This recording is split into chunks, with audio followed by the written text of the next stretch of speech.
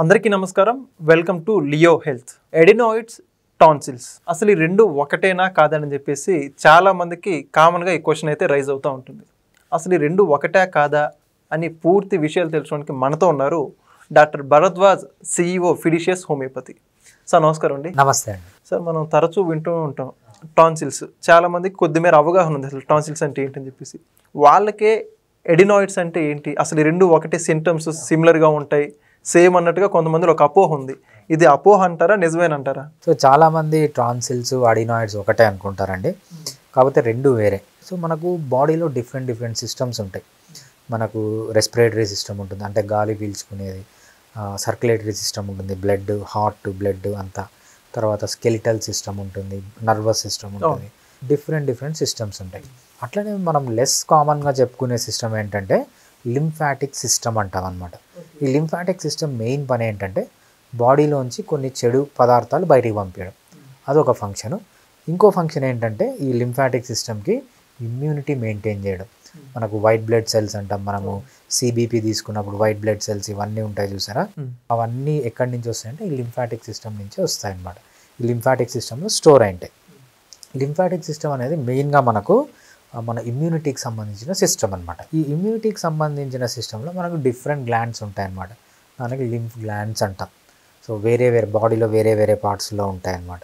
దాంట్లో మెయిన్గా ఎక్కడ ఉంటాయి ఆ లింఫ్ గ్లాండ్స్ అనేవి మనకు థ్రోట్లో ఉంటే, మనకు నోట్లో ఉంటే, బకల్ క్యావిటీలో ఉంటే దాన్ని టాన్సిల్స్ అంటాం అనమాట. అదే థ్రోట్లో, గొంతులో ఉంటే అడినాయిడ్స్ అంటాం అనమాట. సో మనకు ప్రతి హ్యూమన్ బీయింగ్కి రెండు టాన్సిల్స్, అంటే 1 pair ఆఫ్ టాన్సిల్స్ ఉంటాయి, 1 pair ఆఫ్ అడినాయిడ్స్ ఉంటాయి. మనము కొంతమందికి గొంతు నొప్పి అంటూ ఉంటారు. నోరు ఓపెన్ చేయని నోట్లో చూస్తే వాళ్ళకి వాజ్పేయి రెండు ఇవి మనకు పనస గింజలు ఉంటాయి చూసారు, ఆ సైజులో కనిపిస్తాయి అన్నమాట. అవేంటంటే టాన్సిల్స్. ఈ అడినాయిడ్స్ అనేవి గొంతు లోపల ఉంటాయి, అవి కనపడవు. టాన్సిల్స్ అనే ఒక పెయిర్ ఉంటుంది, అంటే రెండు ఉంటాయి. అడినాయిడ్స్ అనేవి గొంతులు రెండు ఉంటాయి అన్నమాట. ఈ అడినాయిడ్స్ అనేవి బయటికి కనపడవు, టాన్సిల్స్ అనేవి మాత్రమే కనిపిస్తాయి అన్నమాట. బేసిక్గా రెండిటి ఫంక్షన్ ఒకటే. రెండిటి ఫంక్షన్ ఏంటి? మన ఇమ్యూన్ సిస్టమ్ని మెయింటైన్ చేయడం, అంటే మనకు మంచి ఇమ్యూనిటీని ఇవ్వడం అన్నమాట. చాలామంది ఏం చేస్తారంటే ఈఎన్టీ డాక్టర్ దగ్గరకు, లేకపోతే ఒక కార్పొరేట్ హాస్పిటల్ దగ్గరకు, లేకపోతే ఇంటి పక్కన ఉన్న డాక్టర్ దగ్గరకు వెళ్తారు అనమాట. వాళ్ళు ఏం సజెస్ట్ చేస్తారంటే ఇనిషియల్గా పెయిన్ కిల్లర్స్ ఇస్తారు, యాంటీబయాటిక్స్ ఇస్తారు. ఎస్పెషల్లీ చిన్నపిల్లల్లో వస్తుంది అనమాట.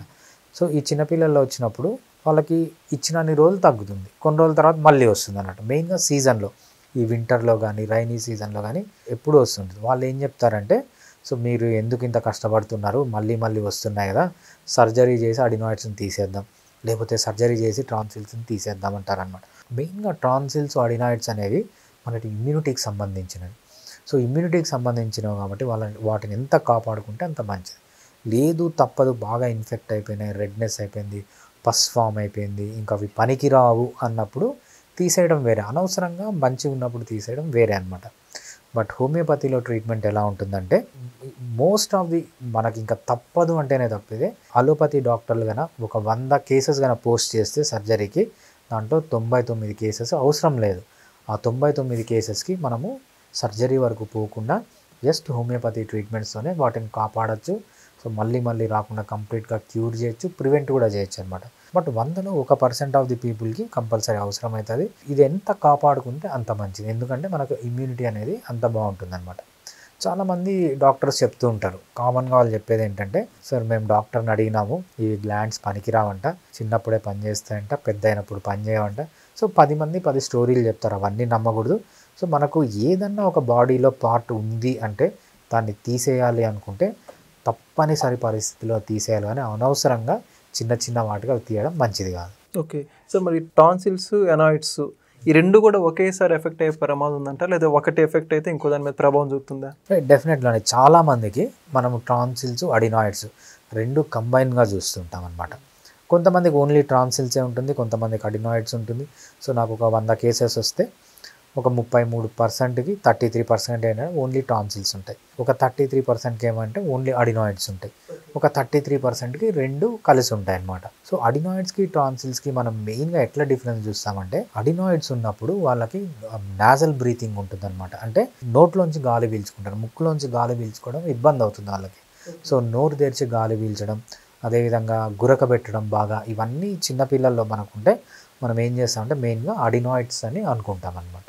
సో మరి అయితే ఎడినాయిడ్స్ సంబంధించి ట్రీట్మెంట్ మెడికేషన్ అంటే హోమియోపతిలో ఎడినాయిడ్స్కి అదేవిధంగా టాన్సిల్స్కి రెండు ఒకే రకమైన ఉంటుందా లేదా డిఫరెన్స్ అంటారా? రైట్, హోమియోపతి అనేది ఒక డిఫరెంట్ సిస్టమ్ ఆఫ్ మెడిసిన్ అండి. ఎందుకంటే హోమియోపతి మనం ఏం చేస్తామంటే మెయిన్గా సిమ్టమాటిక్ ట్రీట్మెంట్ అనమాట. సిమ్టమ్స్ని బట్టి ట్రీట్మెంట్.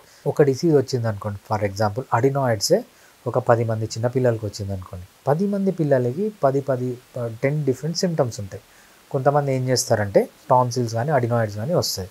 కొంతమంది ఏం చెప్తారంటే నేను క్లోజ్డ్ రూమ్లో పోయినప్పుడు నాకు సిమ్టమ్స్ అన్నీ పెరిగిపోతాయి అంటారు. కొంతమంది ఏమంటారంటే నేను రూమ్ చుట్టూ క్లోజ్గా ఉన్నప్పుడు వెళ్తే సిమ్టమ్స్ తగ్గుతాయి అంటారు. కొంతమంది బయటికి వెళ్తే సిమ్టమ్స్ పెరుగుతాయి అంటారు. కొంతమంది బయటికి వెళ్తే తగ్గుతాయి అంటారు.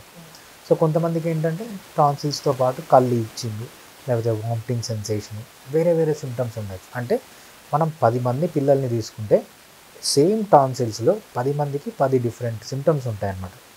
హోమియోపతి ఏం చేస్తుందంటే ఆ సిమ్టమ్స్ని పట్టుకుంటుంది. సో మనము డిసీజ్ అనేది హోమియోపతికి సంబంధం లేదు, అది టాన్సిల్స్ అడినాయిడ్స్ అని ఏం సిమ్టమ్స్ ఉన్నాయనేది ఇంపార్టెంట్ అనమాట. 10 మంది పిల్లలు ఉంటే 10 మందికి మనం 10 డిఫరెంట్ మెడిసిన్స్ ఇస్తాం. దాన్ని ఇండివిజువలైజేషన్ అంటాం అనమాట. ఆ పర్టికులర్ కండిషన్లో ఆ పర్టికులర్ బాబుకి ఏం సిమ్టమ్స్ ఉన్నాయో దాన్ని బట్టి ఇస్తాం కాబట్టి అది కంప్లీట్గా క్యూర్ అయ్యే ఛాన్స్ ఉంటుంది. సో అంతే తప్పితే మనము హోమియోపతి అలోపతి లాగా ఇలా ఉండదు. వాళ్ళు ఏం చేస్తారంటే ఫీవర్ ఎవరికి వచ్చినా, ప్రపంచంలో ఎవరికి వచ్చినా, చిన్నపిల్లలకి కానీ పెద్ద పిల్లలకు కానీ, ఇండియాలో కానీ అమెరికా కానీ ఆఫ్రికాలో ఎవరికి ఫీవర్ వచ్చినా పారాసిటమాల్, ఎవరికి పెయిన్ వచ్చినా పెయిన్ కిల్లర్. బట్ హోమియోపతిలో అలా కాదనమాట. మనకు 5000 మెడిసిన్స్ ఉన్నాయి హోమియోపతిలో. ఈ 5000 మెడిసిన్స్ మనం డిఫరెంట్ పొటెన్సీస్ తీసుకుంటే, అంటే డిఫరెంట్ కాన్సన్ట్రేషన్స్ తీసుకుంటే ఒక 50,000 మెడిసిన్స్ ఉంటాయన్నమాట. ఒక 50,000 నుంచి 5 లక్షల మెడిసిన్స్ ఉంటాయి. ఈ 5 లక్షల మెడిసిన్స్లో ఓ పర్టికులర్ డిసీజ్కి 1-2 మెడిసిన్స్ పిక్ చేసి ఇస్తామన్నమాట. సో అంత ఇండివిజువలిస్టిక్గా, అంటే ఇంత వైడ్ వెరైటీ ఆఫ్ అప్లికేషన్ ఉన్న మెడిసిన్స్ ఉంటాయి కాబట్టి సక్సెస్ రేట్ అనేది హోమియోపతిలో వేరే అలోపతితో పోల్చిన, యునానీతో పోల్చిన, సిద్ధాతో పోల్చిన టాన్సిలైటిస్లో కానీ లేకపోతే అడినాయిడ్స్లో కానీ సక్సెస్ రేట్ చాలా ఎక్కువగా ఉంటుంది. ఓకే, మరి అడినాయిడ్స్ క్యూర్ అవడానికి ఎన్ని రోజులు టైం బట్టి అవకాశం ఉంటుందంటారు? మనము ఇది ఏదన్నా కూడా డిఫరెంట్ స్టేజెస్ని బట్టి ఉంటుందన్నమాట. కొంచెమే స్టార్ట్ అయింది, మేబీ 1 month 2 months స్టార్ట్ అయింది, లేదంటే 6 months స్టార్ట్ అయింది, పెద్దగా సిమ్టమ్స్ లేవు, జస్ట్ పెయిన్ వస్తుంది, కొంచెం రెడ్నెస్ వస్తుంది అంటే ఏంటంటే మనం 3 to 6 months వాడితే సరిపోతుంది. కొంతమందికి చాలా సివియర్గా ఉంటుంది, వాళ్ళకి ఏంటంటే బాగా రెడ్నెస్ అయిపోయి పస్ ఫామ్ అయిపోయి డిఫరెంట్ స్టేజ్ని బట్టి ఉంటుంది అనమాట. ఆన్ అన్ యావరేజ్ మనం 6 months to 9 months ట్రీట్మెంట్ తీసుకుంటే సరిపోతుంది. కొంతమందికి ఇంకా ఎర్లీగా కూడా తగ్గిపోతుంది అనమాట. మ్యాక్సిమం 9 months సివియారిటీని బట్టి మోస్ట్ ఆఫ్ ది కేసెస్లో. ఓకే, చాలా చక్కగా చెప్పారు సార్. Thank you. థ్యాంక్స్ అండి.